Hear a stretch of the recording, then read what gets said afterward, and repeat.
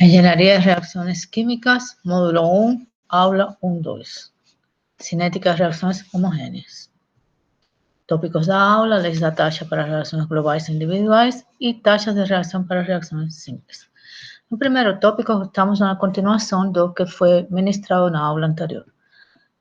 Então, para a reação de descomposição de éter etílico, que foi apresentada na aula anterior, aparentemente uma reação de primeira se comporta como uma reação elementar de primeira ordem. Por quê? Porque a taxa de reação é estada por uma constante cinética de reação vezes a concentração do éter etílico elevado ao seu coeficiente estequiométrico.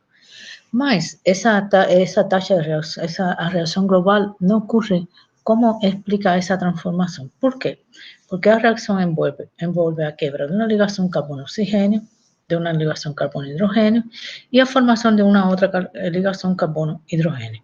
Então, assim, todos esses eventos, eles ocorrem de forma simultânea, sendo que essa reação pode ser favorável química e energeticamente, sim, mesmo que todos ocorram simultaneamente.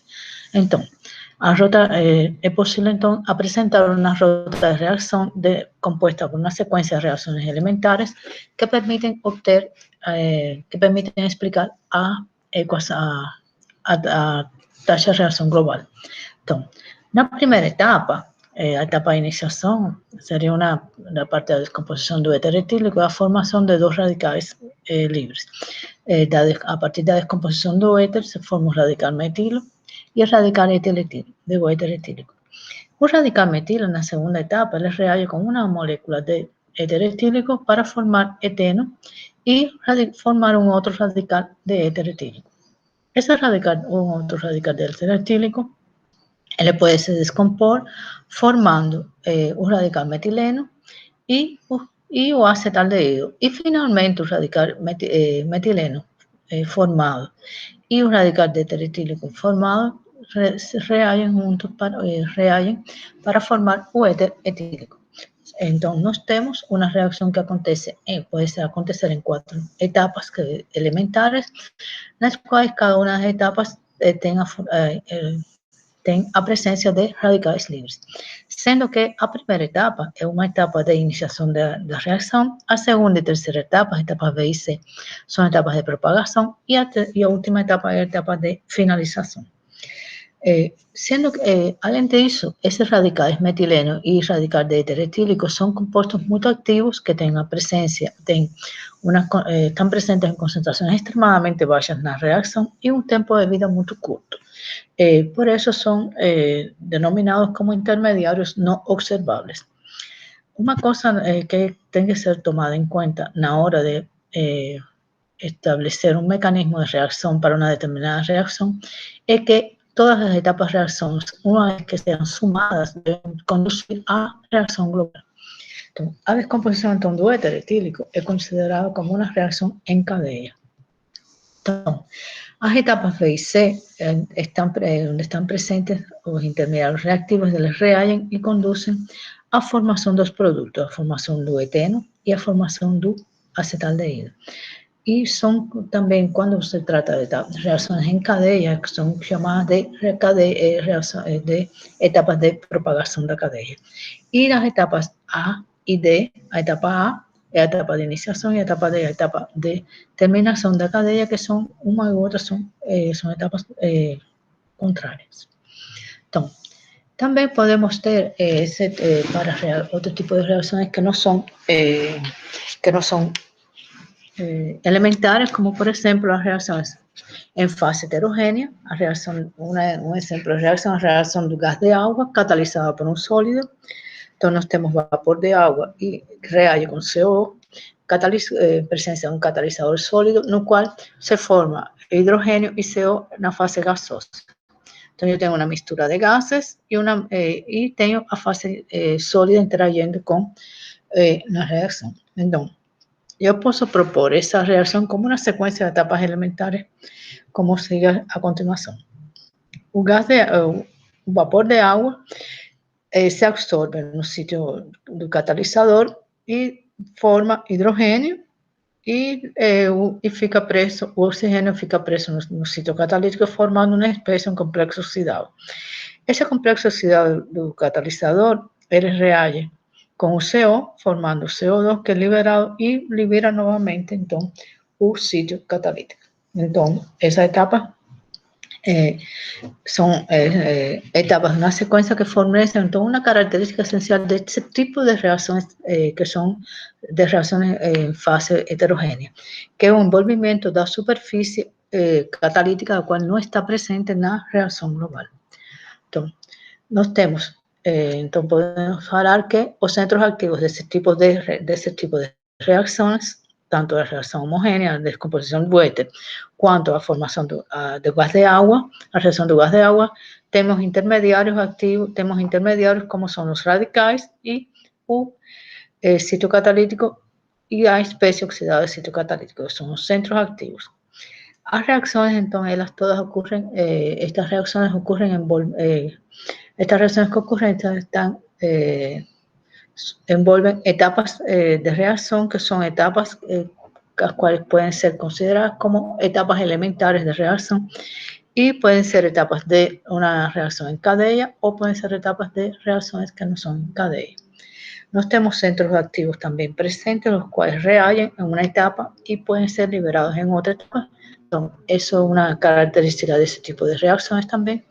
Y no solamente estos compuestos, estos productos son liberados por ese tipo de centros activos. Hay muchos otros productos que también pueden ser obtenidos por ese tipo de centros activos. Si los centros activos son regenerados durante la secuencia de etapas elementares, entonces es llamado de una secuencia fechada. Mas si la regeneración del centro activo no acontece, entonces nós temos una secuencia de etapas, una secuencia abierta, a cual puede ser asociada a producción de un único producto. Por ejemplo, si nós temos a descomposición de ozono para formar oxígeno, ella ocurre a través de etapas individuales que pueden ser denominadas como etapas elementares, no cual en la primera etapa o ozono se descompone formando una molécula de oxígeno y un átomo de oxígeno. Ese átomo de oxígeno actúa como centro activo y reage con una molécula de ozono y forma dos moléculas de oxígeno. Entonces, agora vamos tratar da segunda etapa, do segundo tópico da aula. Taxas de reacciones para reacciones simples. Entonces, nós vamos tratar de reacciones en fase homogénea, embatelada, que ocurren de forma isotérmica, sin variación de temperatura, y son reacciones irreversibles y donde eu não tenho variação do volumen. A orden de reacción, vamos a comenzar pela reacción de orden cero, no cual A forma B. Entonces, a taxa de reacción está inverso do volumen veces a variación do número de moles en función del tiempo. Va a ser igual a variación de la concentración en función del tiempo, va a ser igual a menos a constante cinética de la reacción. Separando variables e integrando, se obtém que a concentración de A varía con el tiempo en función de la concentración inicial menos a constante cinética de la reacción veces el tiempo. Si la reacción for de primera orden A formando B, tengo que, por ejemplo, a taxa de reacción está dada por la variación de la concentración de A en función del tiempo es igual a menos K veces a concentración de A, no cual, separando variables e integrando, eu chego a que a solución es el logaritmo nepeliano da concentración de A dividido a concentración inicial de A es igual a menos KT. Si yo tiver, no lugar de integrando entre CA0 y CA, tuviera integración entre CA1 y CA2 para los tiempos T1 y T2, eso quiere decir que yo tengo a reacción ela está parcialmente convertida, entonces a solución sería el logaritmo nepeliano de C2 sobre CA2 sobre CA1 menos igual a menos K T2 menos T1. A ordem de se a reação for ordem de reação 2, eu tenho dois casos. Eu tenho o primeiro caso, na qual eu tenho a concentração, dois casos. No primeiro caso, eu tenho duas moléculas de A formam C ou D, ou também A mais B para formar C e D, no caso em que eu tenho CA0 igual a CB0. Nesse caso, eu posso dizer que a taxa de reação dada pela variação da concentração de A em função do tempo é igual a menos K vezes a concentração de A ao quadrado.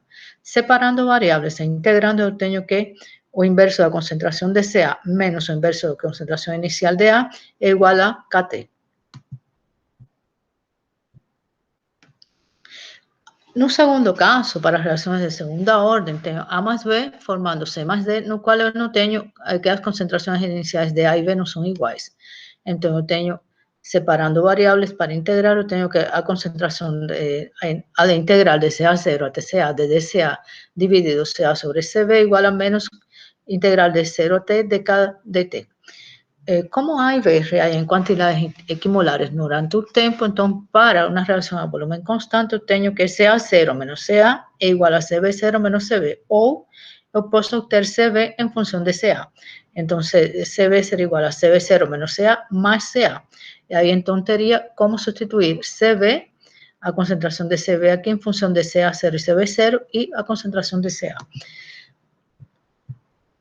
Então, substituindo na expressão anterior a quantidade de CB aqui, substituindo CB aqui, eu posso, então, são concentrações, ambas são constantes, então eu posso obter, eu posso integrar entre CA0 e CA, esta expressão, igual a menos integral de 0 a tt de k dt, que após integração eu vou ter que a relação do logaritmo neperiano de CA sobre CB menos o logaritmo neperiano de CA0 sobre CB0 igual a menos CB sobre C menos CA multiplicado essa diferença por KT.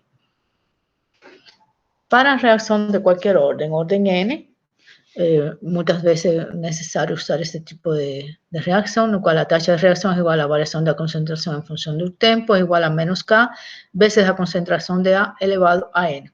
Separando variáveis e integrando, eu tenho que a relação de CA sobre CA0 a 1 menos N menos 1 é igual a N menos 1 multiplicado por KT vezes CA0 a N menos 1. Agora, este tipo de expressão é muito difícil utilizar na hora de avaliar a ordem de reação e a constante cinética de reação. Por quê? Porque você precisaria determinar, determinar a ordem de reação e a constante usando uma única expressão. Para isso, também é possível fazer o seguinte. Existe uma se usa, por exemplo,